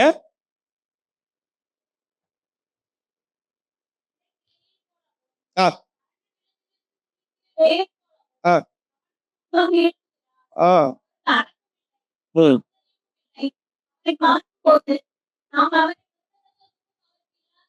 இங்க பாருங்க, இங்க வந்து ஆண்டவருடைய ஒரு முதல் பகுதியை நம்ம பார்க்கிறோம். முதல் பரிமாணம் அல்லது தேவனுடைய முதல் அழகு, முதல் முகம் அப்படின்னு கூட நீங்க எடுத்துக்கலாம். பாருங்க, இந்த இடத்துல கவனிக்கிறதான மிக முக்கியமான விஷயம் என்னன்னு கேட்டீங்கன்னா, அவரை வெளிப்படுத்துகிறதான இந்த மகிமை அவருக்கு அழகும் இல்லை, சௌந்தரியம் இல்லை. அவரை பார்க்கும் பொழுது நாம் விரும்பத்தக்க ரூபம் அவருக்கு இல்லாதிருந்தது. சில நேரங்கள்ல யாராவது அழகா இருந்தா நம்ம பேசுவோம். அழகா இல்லை அப்படின்னா அவர்களை கொஞ்சம் அவாய்ட் பண்ண ஆரம்பிப்போம். அவருடைய மூக்கு கொஞ்சம் சரியில்லை, அவருடைய பல்லு கொஞ்சம் சரியில்லை, அவருடைய வாய் கொஞ்சம் சரியில்லை அப்படின்னா நம்ம என்ன பண்ணுவோம்னா, அவர்களிடத்துல இருந்து கொஞ்சம் அவ்வளவு பெரிய ஒரு இது தரவே மாட்டோம், ஒரு அட்டென்ஷனே இருக்காது.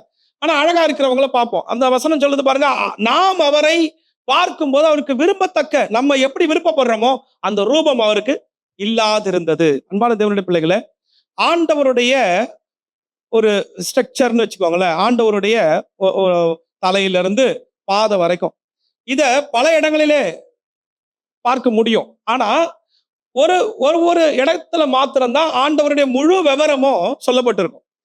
அதுதான் நம்ம இப்ப தியானிக்கிறோம். இதுல கர்த்தருடைய பாருங்க, ஒவ்வொரு இடங்கள், ஆண்டவருடைய தலையை பார்த்தேன், அது சுருள் சுருளா இருந்தது. முகத்தை பார்த்தேன், அது இப்படி இருந்தது. அந்த மாதிரி ஒவ்வொரு காரியங்களும் நம்ம கவனிக்கிறோம் இல்லையா? இதுல முதல் பகுதியாக நம்ம பார்க்க போகிறது, அவருக்கு அழகும் இல்லை, சௌந்தரியம் இல்லை. இந்த பாட்டுலாம் நமக்கு தெரியும். அழகும் இல்லை, சௌந்தரியம் இல்லை, அந்த கேடுற்றார் எந்தனை மீட்கல. அப்ப இந்த இடங்களை நம்ம இங்க பாக்குறோம். இவருடைய முகம் எப்படிப்பட்ட இருந்தது? மத்தேயு எழுதினதான சுவிசேஷம் 26ஆம் அதிகாரம் 67வது வசனம், அவருடைய முகத்திலே அவர்கள் துப்பினார்கள் அப்படின்னு பாக்குறோம். முகம் மற்றவருடைய எச்சில் பட்டதான ஒரு முகமாய் இருந்தது. யார் துப்புனாங்க? கர்த்தருடைய யூதர்கள் இல்லைங்களா? தேவனை ஏற்று யெகோவாவை வணங்கி கொண்டிருந்த யூதர்கள் இயேசுவனுடைய முகத்துல என்ன பண்றாங்க? துப்பினார்கள் அப்படின்னு பாக்குறோம். பாருங்க, அவருடைய தலையை குறித்து அதே வசனத்துல தலையில என்ன பண்ணாங்களா? குட்டினார்கள் அப்படின்னு பார்க்கிறோம். அதே போல அந்த 26ஆம் அதிகாரம் 67வது வசனத்திலேயே அவருடைய கன்னத்துல என்ன பண்ணாங்களா? அரைஞ்சாங்க. அன்பான தேவனுடைய பிள்ளைகள், அவருடைய முகத்தினுடைய அந்த காரியத்தை நீங்க யோசிச்சு பாருங்க. முகத்துல என்ன பண்றாங்க? எச்சில் துப்புறாங்க. நம்ம சும்மா இருப்போமா? எச்சில் துப்புனா யாராவது ஒருத்தர் முகத்துல எல்லாம் துப்பு தேவையில்ல, பக்கத்துல துப்புனாலே என்ன நினைச்சுட்டு இருக்கிறேன்? கேட்போமா? கேட்க மாட்டோமா? நம்ம மேலாம் துப்ப தேவையில்ல. ஆனா அவங்க ரோட்ல நம்ம பார்த்துட்டு அப்படி ரோட்ல துப்புனாங்கனாலே அவன் அவ்வளவுதான், அவன் தொலைஞ்சாவன் இல்ல, அவன் நம்மளை தாண்டி போகவே முடியாது, ஒரு வழி பண்ணிடுவோம் நம்ம. ஆனா தேவனுடைய முகத்திலேயே என்ன பண்ணிருக்கிறாங்க? காரி உமிழ்ந்திருக்கிறார்கள். இவ்வளவு பெரிய காரியத்தை ஒரு தேவன் சகித்திருக்கிறாருன்றத பாருங்களேன் இல்லையா? நாம இருந்தோம்னா என்ன பண்ணுவோம்? ஒருவேளை வேற யாரையாவது பண்ணிட்டா கூட நம்ம என்ன பண்ண மாட்டோம், சும்மா விடவே மாட்டோம். பாருங்க, ஒரு இடத்துல பிரசங்கம் பண்றதுக்காக ஒரு சகோதரன் வந்திருந்தார். அந்த சகோதரன் பேசின காரியங்கள் கொஞ்சம் வித்தியாசமா இருந்தது. அந்த மெசேஜ் எனக்கு கொஞ்சம் ஆப்டா இல்லை, வசனத்தின்படி இல்லாதனால எனக்கு ஒரு மாதிரி கிரிப் இல்லாம இருந்தது. அவர் பேசும்போது என்ன பண்ணினாருன்னா, உங்க சைட்ல ஏதாவது நான் பேசுறதுல தப்பு இருந்ததுன்னா சொல்லுங்க, நான் அதை நான் திருத்திக்கிறேன் அப்படின்னு 100 முறை சொல்லிட்டார். பிரசங்கத்திலே சொல்லிட்டார். சொல்லிட்டு இருக்கும்போது அவர் ஒரு வார்த்தையை மாதிரி, அந்த கண்டென்ட் ஃபுல்லா நான் போகல, ஒரே ஒரு இடத்துல மாத்திரம் இது மாத்திரம் கொஞ்சம் சரி பண்ணிக்கணும் ஏன்றத பிரசங்கம்லாம் முடிச்ச பிறகு அவர்கிட்ட பர்சனலா பார்த்து நான் பேசுறேன். அவர் பார்த்து நான் சொல்றேன் 10,000 அப்படின்னு சொல்லிட்டு 10,000 பேர் போயிட்டாங்க அப்படின்ற இடத்துல பாருங்க, அந்த 10,000 பேரும் 12,000 பேரும் வித்தியாசம் இருக்குதுங்க ஐயா. 10,000ன்றது 10,000 பேரு, 12,000 12,000ன்றது 12,000 பேர் அப்படின்ற அந்த ஒரு விஷயத்த மாத்திரம் கொஞ்சம் என்ன பண்றேன், மேற்கோள் காட்டுறேன். உடனே அவர்கிட்ட நான் ஸ்லோவா பேசிட்டு இருக்கேன், மற்றவங்களுக்கு கூட கேட்காத அளவுக்கு இருக்கும். ஆனா நான் என்ன பேசுறேன்றதை பாக்குறதுக்கு அவருக்கு ஒரு டீம் இருக்கிறாங்க. அந்த டீம் அப்படியே என்ன வந்து சூழ்ந்துக்குச்சு.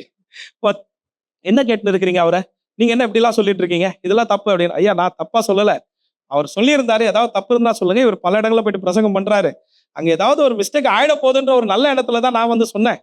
அது அவர் நீங்க அது தப்பா எடுத்துக்கிட்டீங்கன்னா நான் ஒன்றும் பண்ண முடியாது. ஏன்னா இதுல மன்னிப்பு கேட்க முடியாது. ஏன்னு கேட்டீங்கன்னா வசனத்தை மாத்தி சொல்றாரு. அதனால அவருக்கு நான் எக்ஸ்பிளைன் பண்றேன். பாருங்க, அவங்களுக்கு என்னன்னா நீ எனக்கு சொல்லலாமா அப்படின்ற எண்ணத்துக்குள்ள அவங்க என்ன பண்றாங்க, வராங்க. பெரிய இடத்துல இருக்கிறாங்க. ஆனா அவங்க விரும்புகிறதான காரியம் அந்த தாழ்மை இல்லை. இயேசுவானவருக்குள்ள இருந்ததான தாழ்மை இல்லை. அவங்க என்ன பண்றாங்க, இப்படி யோசிக்கிறாங்க. அப்போ ஒரு ஒரு சாதாரணமா ஒரு மனுஷங்கிட்ட நம்ம பேசுறது கூட பயந்து பயந்து என்ன பண்ண வேண்டியதா இருக்கு, பேச வேண்டியதா இருக்கு. எடுத்து சொல்றதே ரொம்ப யோசிக்க வேண்டியதா இருக்குது. அப்ப அந்த மாதிரி ஒரு நிலைமையில இருக்கிறது காரணம் என்னன்னா, இவரு திட்டலனா கூட கூட இருக்கிறவங்க என்ன பண்றான், அவன் அடிக்கிறதுக்கு ரெடியா இருக்கிறான் இல்லையா? அப்ப அந்த மாதிரி ஒரு உலகத்துல பாருங்க, இயேசுவானவர் ஒரு இடத்துல சொல்றாரு, பேதுருவை பார்த்து சொல்றாரு, முதல்ல உன் கத்திய உரையில போடுப்பா, பட்டயத்தை எடுத்தவன் பட்டயத்தால சாவான் அப்படின்னு சொல்லிட்டு அவர் ஒரு குறிப்பான ஒரு வார்த்தையை சொல்லுவாரு. நான் கூப்பிட்டேனா 12 லேகியோனுக்கும் அதிகமான தூதர்கள் இங்கே வரமாட்டாங்களான்னு கேட்கிறார். ஒரு லேகியோன் என்பது லீஜியன் இல்லைங்களா, 6,000 மெம்பர்ஸ் வந்து குறிப்பிடுகிறது. 6,000 பேரை கொண்டதான ஒரு ஒரு ஒரு தூதன் அப்படின்னு வச்சுக்கோங்களேன். அப்போ வந்து 12 லேகியோன்னா என்ன அர்த்தம் பாருங்க, 72,000 6 இன்ட்டு 12னா என்ன ஆகுது, 72,000 தூதர்கள் ஆகிறார்கள். அப்போ 72,000 தூதர்கள் நான் சொன்னா வந்து நிக்கிறதுக்கு ரெடியா இருக்கிறாங்க இல்லையா? ஆனால் ஆண்டவர் என்ன பண்ணல, நான் அதை செய்யலப்பா, என் இடத்துல நீ கத்துக்கோன்றார். அல்லேலூயா. அப்ப இந்த இடத்தை நம்ம கத்துக்கணும். அங்க முகத்துல துப்புறாங்க. ஒருத்தர் நம்மள வேற ஏதாவது ஒரு வார்த்தை சீன்னு சொன்னா கூட நம்ம விட்டு வைக்க மாட்டேன்றோம், சண்டைக்கு வரைஞ்சிட்டு போயிடுறோம், அந்த இடத்துல ஒரு பெரிய கலவரத்தையும் உண்டாக்கி விட்டுறோம். அங்க ஆண்டவருடைய இடத்தை நம்ம கத்துக்கணும். அவருடைய முகம் எச்சில் துப்பப்பட்ட முகமாக, அவருடைய தலை மற்றவர்கள் குட்டி கொண்டே இருந்ததான ஒரு தலையாக, அவருடைய கண்ணம் மற்றவர்கள் அரைகிறதான கண்ணமாக இல்லையா? ஆண்டவர் சொன்னார்ல, வலது கணத்தை அரைந்தால் அவனுக்கு மறு கணத்தை என்ன பண்ணு காட்டு, ஒரு கணத்துல அரைஞ்சா இன்னொரு கணத்தையும் காட்டு அப்படின்றார். நம்மளாம் ஒரு கணத்தை அரைஞ்சானா திருப்பி அவன் கணத்துல காட்டுறதுக்கு தான் ரெடியா இருக்கிறோம்.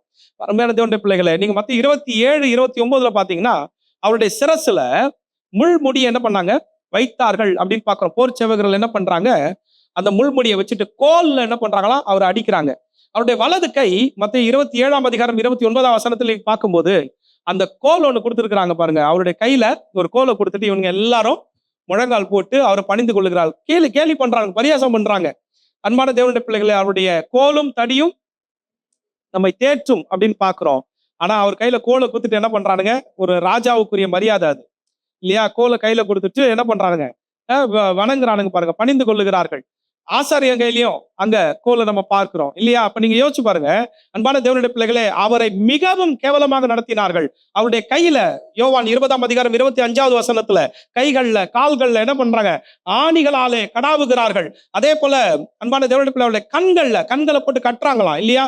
லூக்கா எழுதின சுவிசேஷம் 22:64 அவருடைய கண்களை கட்டினார்கள். கட்டிட்டு என்ன பண்றாங்க, கொட்டிட்டு யாரு உங்களை கொட்டினதுன்னு சொல்லுங்க அப்படின்னு என்ன பண்றாங்க, கேட்கிறார்கள். அவருடைய சரீரம், அன்பான தேவனுடைய பிள்ளைகளை, சங்கீதத்துல வாசிப்போம் 129ஆம் சங்கீதத்துல, உழுதவர் நிலம் போல ஆனது அப்படின்றத நம்ம பார்க்கிறோம். ஆண்டவருடைய முதுகு என்னவா மாறிச்சா, ஒரு உழுதா எப்படி இருக்குமோ அந்த மாதிரி மாறிடுச்சு அப்படின்றத பார்க்கிறோம். அவருடைய சரீரம் முழுவதும் வாரினாலே அடிக்கப்படும்படியாக ஒப்பு கொடுத்தான் இல்லைங்களா? மத்தேயு 15:15 நம்ம வாசிக்கிறோம். அதே போல கடைசியாக சிலுவையில தொங்கி கொண்டிருந்த பொழுது அவருடைய விழாவில் என்ன பண்ணாங்களாம், குத்தினார்கள் அப்படின்றத யோவான் 20:25 19:34 நம்ம வாசிக்கிறோம்.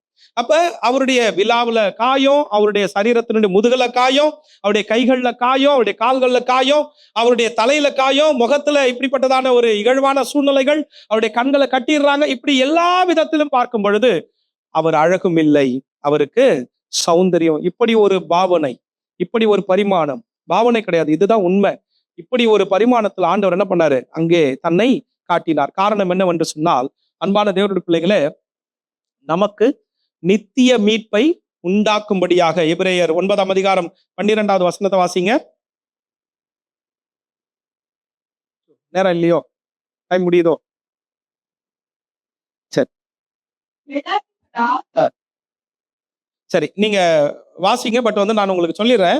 பாருங்க, எபிரேயர் 9ஆம் அதிகாரம் 12ஆம் வசனத்துல நித்திய மீட்பை உண்டு பண்ணும்படியாக ஆண்டவர் இப்படி ஆனாராம். இப்ப ஆண்டவருடைய இந்த முதல் பரிமாணம் என்னன்னு கேட்டீங்கன்னா, இவர் ஆட்டுக்குட்டியானவராக வந்தார். யோவான் முதல் அதிகாரம் 36வது வசனம், யோவான் முதல் அதிகாரம் 29வது வசனம், வெளிப்படுத்தின விசேஷம் 21ஆம் அதிகாரம் 9வது வசனம். இதெல்லாம் கவனிச்சு பாத்தீங்கன்னா, ஆண்டவர் எப்படி வெளிப்பட்டார்? ஆட்டுக்குட்டியானவராக வெளிப்பட்டார் இல்லையா? உலகத்தின் பாவங்களை சுமந்து தீர்க்கிற தேவ ஆட்டுக்குட்டின்றத பாக்குறேன். ஏன் தேவ ஆட்டுக்குட்டியா வெளிப்பட்டாரு அப்படின்னு பாத்தீங்கன்னா, அவர் நித்திய மீட்பை உண்டு பண்ணும்படியாக. இப்ப கொஞ்ச நாள் ஆட்டுக்குட்டிய நம்ம பலி செலுத்துறோம் இல்லையா? அதுக்கப்புறம் வந்து பாத்தீங்கன்னா மறுபடியும் பாவம் செஞ்சிடறோம், மறுபடியும் மீட்பு அடைகிறோம், மறுபடியும். இது வந்து நித்திய மீட்பு கிடையாது. ஆனா எது நித்திய மீட்பா இருக்கும் என்று சொன்னால், ஒரே தரம் ஆண்டவராகிய நம்முடைய தேவன் மரித்து அவர் மறுபடியும் உயிர் தெழுந்தார் பாருங்க. அந்த ரத்தத்தின் மூலமாக, அவருடைய பாடுகளின் மூலமாக, அவருடைய ஒப்புக்கொடுத்தலின் மூலமாக நமக்கு என்ன உண்டாயிருக்கிறது? மீட்பு உண்டாயிருக்கிறதா? நித்திய மீட்பை உண்டு பண்ணும்படியாக. இரண்டாவது காரியம், எபிரேயர் 10ஆம் அதிகாரம் 19வது வசனத்துல பாருங்க, புதிதும் ஜீவனுமான ஒரு மார்க்கத்தை கர்த்தர் என்ன பண்ணாரு? நமக்கு உண்டு பண்ணினார். இதெல்லாம் நமக்கு விளக்கறதுக்கு நேரம் இல்ல. பாருங்க, அவருடைய மாம்சத்தின் வழியாக, அவருடைய ரத்தத்தின் வழியாக, மாம்சத்தின் வழியாக இப்படிப்பட்டதான ஒரு புதிய மார்க்கம் கிடைச்சிருச்சு.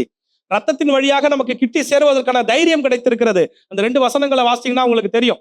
அதே போல எபேசியர் 5ஆம் அதிகாரம் 27வது வசனத்துல பார்க்கும் பொழுது பாருங்க, தம்மையே அதற்காக ஒப்பு கொடுத்தார் அப்படின்றத நம்ம பார்க்கிறோம். எதற்காகனா, நம்ம பரலோகத்துல கொண்டு போய் சேர்க்கும்படியாக.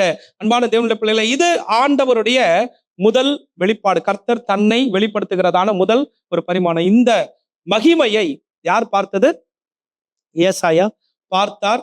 அப்புறம் புதிய ஏற்பாட்டுல அது நடந்தது அப்படின்றத பார்க்கிறோம். அதே போல அடுத்ததாக இன்னொரு வெளிப்பாடு இருக்கிறது. அதை வந்து யோவான் பார்க்கிறாரு. எடுத்து வாசிங்க, வெளிப்படுத்தின விசேஷம். வெளிப்படுத்தின விசேஷத்துல முதல் அதிகாரம் 5வது வசனத்தை வாசிங்க.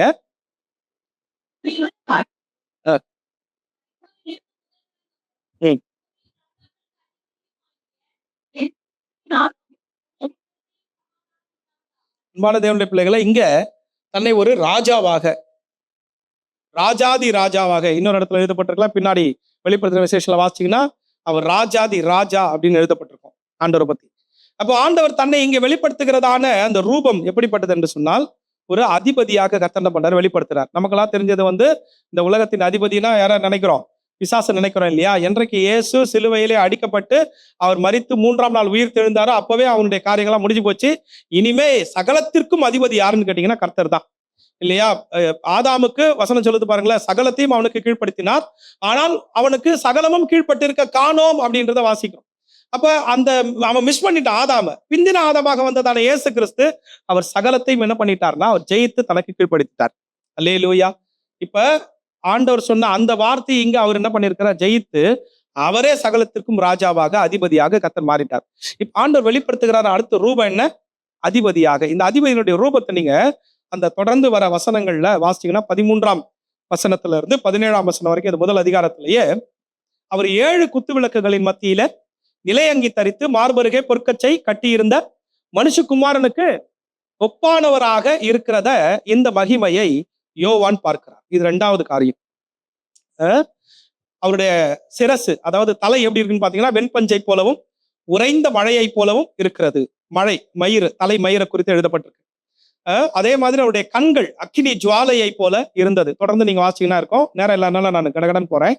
பாருங்க, அவருடைய பாதங்கள் உலைக்களத்தில் காய்ந்த பிரகாசமான வெண்கலம் போல இருந்தது. அவருடைய சத்தம் பெருவெள்ளத்து இரைச்சல் போல இருந்தது. வலதுகரம் 7 நட்சத்திரங்களை ஏந்தி கொண்டிருந்தார்.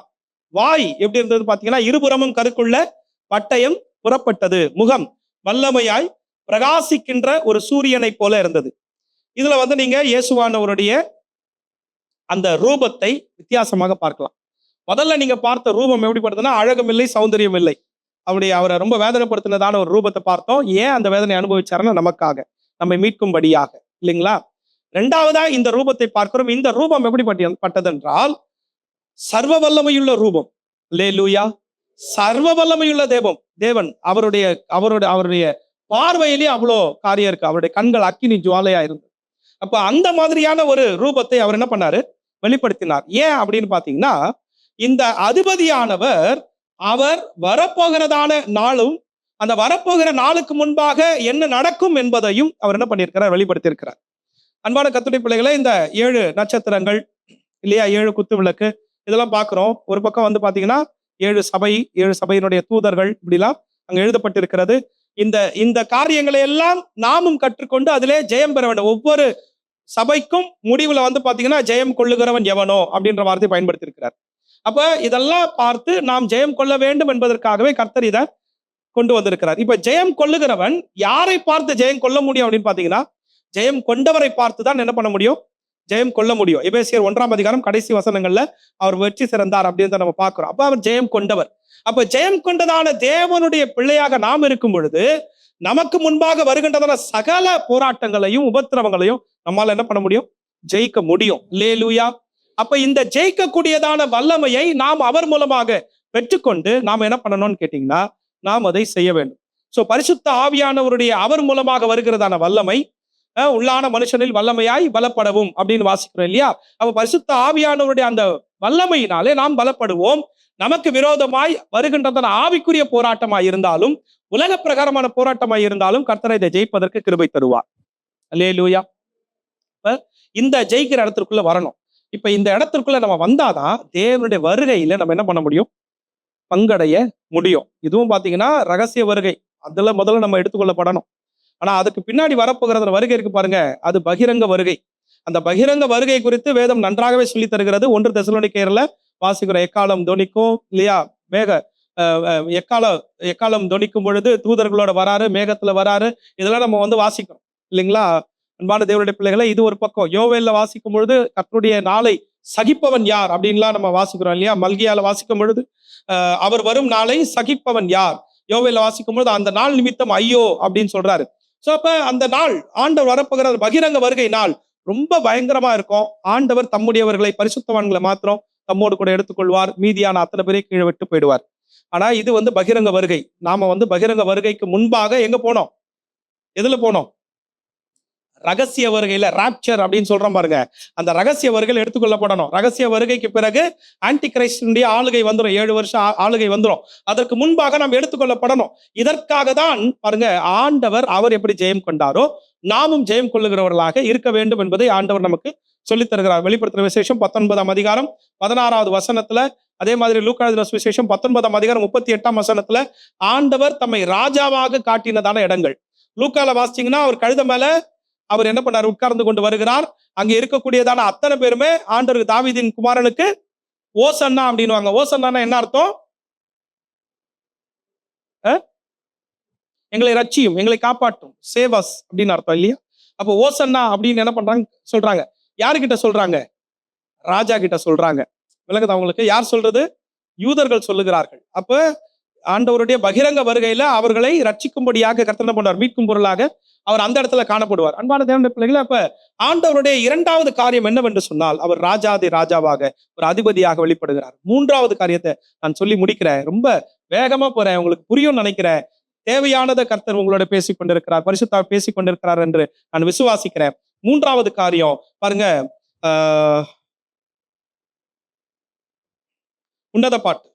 உன்னத பாட்டினுடைய புத்தகம் எடுத்துக்கொள்ளுங்க. உன்னத பாட்டு 5ஆம் அதிகாரம் கடைசி வசனத்தை வாசிங்க. அவர் பக்தர்களுக்கு ஆ. ஆ.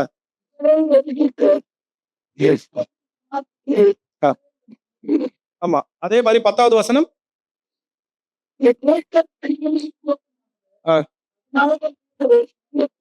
இந்த வசனங்களை கவனிச்சு பாத்தீங்கன்னா, அவர் முற்றிலும் அழகுள்ளவர், பூரண அழகுள்ளவரே பூவில் எந்தன் வாசம் அதில் அப்படிலாம் பாடுறோம்ல நம்ம பாட்டுலாம்.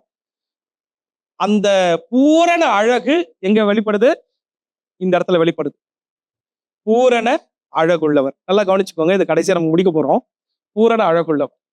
அதே போல இந்த இடத்துல அவர் 10,000 பேரில் சிறந்தவர், பேர்களில் சிறந்தவர், வெண்மையும் சிவப்புமானவர். அப்போ ஆண்டவருடைய இன்னொரு ரூபம் அங்க இருக்கிறது. இந்த ரூபத்தை நாம் பார்க்க வேண்டும். ஆட்டுக்குட்டியானவருடைய ரூபம், 2வது ராஜாதி ராஜாவினுடைய ரூபம், கடைசியா இது என்ன ரூபம், இது நேசருடைய ரூபம். என்ன ரூபம், நேசருடைய ரூபம். இப்படி சொல்லணும், மை லாம், ஃபர்ஸ்ட் ஆட்டுக்குட்டியானவர், என்னுடைய ஆட்டுக்குட்டியானவர். அடுத்தது மை கிங், இல்லையா? கிங் ஆஃப் கிங், ராஜாதி ராஜா, என்னுடைய ராஜா. மூன்றாவது மை லவ்வர், என்ன சொல்லணும்? மை பிலவுட், இல்ல என்னுடைய நேசர், நான் நேசிக்கிறதான தேவன். நம்ம அடுத்த இடத்துக்கு போக போற விஷயமே அதுதான். அதை நாம இன்னும் சரியா கவனிக்கல. நமக்கு அடுத்து உண்டாயிருக்க போகிறதான ஒரு மகிமை இருக்கிறது. நம்ம அடுத்து நம்ம எல்லாரும் எப்படிப்பட்டவர்கள்? நம்ம எல்லாரும் புறஜாதிகளாயிருந்து மனம் திரும்பி ஆண்டவருக்குள்ளே வந்தவர்கள். நம்ம எல்லாரும் மணவாட்டி சபை. நம்ம யாருங்க? மணவாட்டி சபை. நம்ம ஆதியிலிருந்து கிறிஸ்தவர்கள் கிடையாது. நம்மலாம் பாதியில இருந்து வந்தவங்க. யாரா இருந்தாலும், ரோமன் கேத்தலிக்கா இருந்தாலும் கூட அவர்கள் ஆதியிலிருந்து வந்தவர்கள் கிடையாது. அவர்களுமே என்னது, கிபி 350, 400, 450 இந்த வாக்குல தான் என்ன பண்றாங்க, அங்கிருந்து இங்க விதைக்கப்படுகிறது சில காரியங்கள். அதன் மூலமாக இவர்கள் வருகிறது. அதுல ஒரு பக்கம் இருக்கட்டும், ஏதோ ஆண்டவர் வந்து வச்சுட்டே இருக்கிறார், கொஞ்சம் குறிப்பிட்ட காலங்கள் வரைக்கும் அப்படியே ஆண்டவர் நடத்திக்கிட்டே இருக்கிறார். அப்ப இங்க இயேசுவானவருடைய காரியம் ஆரம்பிக்குது, பெத்லகேம்ல தான் ஆரம்பிக்குது. அன்பான தேவனுடைய பிள்ளைகளை, இது ஒரு பக்கம் இருந்தாலும் நாம இப்ப ஆண்டவர் பார்க்க போகிறதான இந்த ரூபம் இருக்கிறதே, இது நேசருடைய ரூபம். இப்ப நம்ம புறஜாதிகளாய் இருந்ததான நம்மை கர்த்தர் மணவாட்டியாக மாற்றிருக்கிறார். இந்த மணவாட்டி தான் மணவாளனுடனே சேரப்போகிறது. இந்த மணவாளன் தான் ஆட்டுக்குட்டியானவருடைய கல்யாணம் என்று வர்ணிக்கப்படுகிறது. இப்ப இந்த மணவாட்டியாகிய இந்த சபை, நம்ம கெத்செமனே சபை, இது எங்க போக போகுது? மணவாளனோட போக போகிறது. அன்பான தேவனுடைய பிள்ளைகளை, நீங்க நிறைய உதாரணங்களை நீங்க கவனிக்கலாம். ஈசாக்கு, ரெபேக்காள் வந்து புறஜாதி இல்லைங்களா? அவ புறஜாதியில இருந்து வருகிறாள். என்ன ஒரே இனம் தானே அப்படின்னு நம்ம சொல்லுவோம். ஆனால் இவர்கள் கிறிஸ்துவுக்குள்ளே வந்து விட்டார்கள், அதாவது தேவனுக்குள்ளே வந்து விட்டார்கள் இல்லைங்களா? ஆபிரகாம் எப்போ ரட்சிக்கப்பட்டாரோ அப்படியே அவருடைய வம்சம் என்ன ஆயிடுச்சு? கர்த்தரை மாத்திரமே தொழுது கொள்ளக்கூடியதான இடத்துக்குள்ள வந்துடுச்சு. ஆனா அங்க ரெபேக்காள் வந்து அப்படி இல்லை. ரெபேக்காள் அவள் புறஜாதியில இருக்கிறாள். அவள் அங்கே இருந்து வரும் பொழுது, அவள் ஈசாக்குடனே சேரும் பொழுது, பவுல் சொல்றாரு பாருங்க, 1 கொரிந்தியர் 7ஆம் அதிகாரமா 2 கொரிந்தியர் 7ஆம் அதிகாரமா தெரியல, பரிசுத்தம் இல்லாதவர்கள் பரிசுத்தம் உள்ளவர்களோடு சேரும் பொழுது அவங்களை பிறக்கிறதும் பரிசுத்தமா இருக்கும் சொல்லிட்டு இவர்களும் பரிசுத்தமாக்கப்படுகிறார்கள் அப்படின்ற ஒரு வார்த்தையை சொல்லுவார். அப்ப ரெபேக்காள் ஈசாக்குடனே வரும் பொழுது முழுமையாக தன்னை அர்ப்பணித்து தன் எஜமானுடனே என்ன பண்றா? சேர்றா. ஈசாக்கு இயேசுவுக்கு அடையாளம், ரெபேக்காள் மணவாட்டி சபைக்கு அடையாளம். மணவாட்டி சபை நாம் தான். இயேசுவுடனே நாம் சேரப்போகிறோம் என்பதை தான் அந்த இடத்துல காட்டுகிறது. அதனுடைய கடைசி வசனம் பாத்தீங்கன்னா, ஈசாக்கு தன்னுடைய மனைவியாகிய, அதாவது ரெபேக்காளை தன்னுடைய மனைவியாக்கி கொண்டு சாராளுடைய கூடாரத்திற்கு கொண்டு போய், அவள் அந்த சாராள் நிமித்தமாய் உண்டாயிருந்ததுல துக்கம் நீங்கி ஆறுதல் அடைந்தான் அப்படின்ற வார்த்தையை நம்ம வாசிப்போம். லேலூயா. சாராள் மூலமா ஒரு துக்கம், சாராளை இழந்ததினாலே யாருக்கு துக்கம்? ஈசாக்குக்கு துக்கம். அந்த ஈசாக்கு துக்கத்தை கர்த்தர் மாற்றுகிறார். ஒரு பக்கம் நீங்கள் கவனித்து பார்த்தால், ஏவாள் மூலமாக ஒரு பெரிய துக்கம் வந்து விட்டது. ஏவாளுக்கு ஏதேன் தோட்டம் ஒரு கூடாரமாக இருந்தது. இப்ப அங்கிருந்து துரத்தியாச்சு இல்லையா? ஏவாள் மூலமாக உண்டான துக்கத்துல இருந்து விலக்கப்பட்டு இப்போ அங்க என்ன பண்ணப்படுகிறது? ஒரு ஆறுதல் உண்டாகிறது. ஜீவ விருட்சத்தின் கனியை நான் என்ன பண்ண புசிக்க கொடுப்பேன். எங்க இருக்குது? பரதேசி மத்தியில் இருக்கிறது. இந்த ஜீவ விருட்சத்தின் கனி இதுல வாசிக்கும் பொழுது, ஆதி ஆகமத்துல வாசிக்கும் பொழுது தோட்டத்தின் நடுவிலே இருக்கிறது அப்படின்னு வாசிக்கிறோம். அப்ப ஜீவ விருட்சம் என்று சொன்னால் யாருன்னா, இயேசுதான் ஜீவ விருட்சம், வேற ஒண்ணும் கிடையாது. அல்லேலூயா.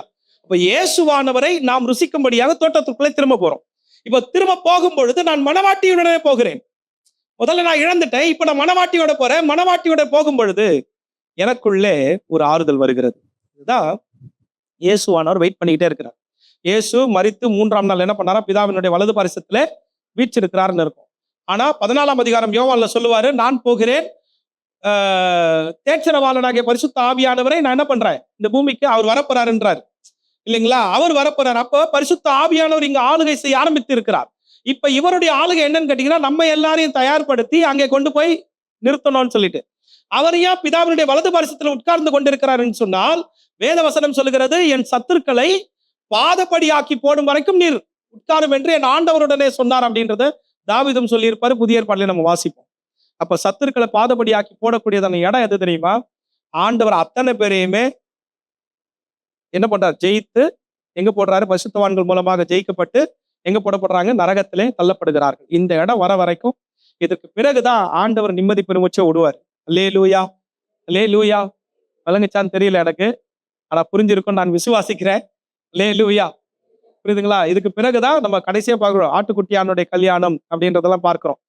23ஆம் சங்கீதம் அதுல வாசிக்கிறோம் பாருங்க, என் சத்துருக்களுக்கு முன்பாக ஒரு பந்தியை ஆயத்தப்படுத்தி நமக்காக ஒரு விருந்து இருக்கிறது. ஆமென். சோ அந்த விருந்துல நாம அவருக்கு என்னவா இருக்க போறோம்? மனவாட்டியாக இருக்க போகிறோம், அவருடைய மனைவியாக மாற்றப்பட போகிறோம் இல்லைங்களா? இதெல்லாம் வந்து நம்ம வேதத்துல பார்க்கிறதான காரியங்கள். ஒரே ஒரு லைன்ல மாத்திரம் சில விஷயத்த சொல்லி முடிச்சிடுறேன். நம்ம முதல்ல தேவனுடைய ரூபத்தை பார்த்தோம். எப்படி இருந்தாரு? ஆட்டுக்குட்டியானவராய் இருந்தார். பாயிண்ட்டுக்கு வந்துடும். என்னவா இருந்தாரு? லேம்ப் இல்லைங்களா? அவர் வந்து ஒரு ஆட்டுக்குட்டியானவராய் இருந்தார். இந்த ஆட்டுக்குட்டியானவர் பலியாக தன்னை அர்ப்பணித்தார். 1 பேதுருல சொல்றாரு, அவருடைய அடிச்சுவடுகளை நாமும் பின்பற்றும்படியாக அவரையே ஒரு மாதிரியாக என்ன பண்ணியிருக்கிறாரு? வைத்து போனார் அப்படின்ற பார்க்கிறோம்.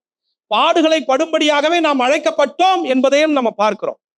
அப்ப பாடுகளின் வழியாக நம்ம போகணும்ன்றது ஆண்டவர் என்ன பண்ணிட்டாரு? சொல்லிட்டாரு. அல்லேலூயா. உபத்திரவத்துல பொறுமையா இருங்கள் இல்லைங்களா? உலகத்துல உபத்திரவம் உண்டு, திடன் கொள்ளுங்கள், நான் உலகத்தை ஜெயித்தேன் அப்படின்னு சொல்றாரு இல்லைங்களா? அப்ப ஆண்டவர் நம்ம கூட தான் இருக்கிறார். நீங்க கவலைப்படாதீங்க, ஆண்டவர் ஜெயிச்சிட்டாரு, நம்மளாலே ஜெயிக்க முடியும்ன்றதை சொல்லித்தராரு. இந்த பாடுகளை சகித்து கொள்ள கற்றுக்கொள்ள வேண்டும். பாடுகளின் ஊடாக நாம் தேவனை பரமனை அடைய வேண்டும் இல்லைங்களா? அந்த இடத்துக்கு நம்ம வந்து ஆட்டுக்குட்டியானவர் பலியாக தன்னை அர்ப்பணித்ததை போல நாமும் நம்மை பலியாக அர்ப்பணிக்கணும். இதைதான் இயேசு என்ன பண்றாருன்னா ஆரம்பத்துல சொல்றாரு, சிலுவையை சுமந்து தன்னைத்தானே வெறுத்து சிலுவையை எடுத்துக்கொண்டு என்னை பின்பற்றாதவன் எனக்கு சீஷனா இருக்க மாட்டான்னு சொல்றாரு.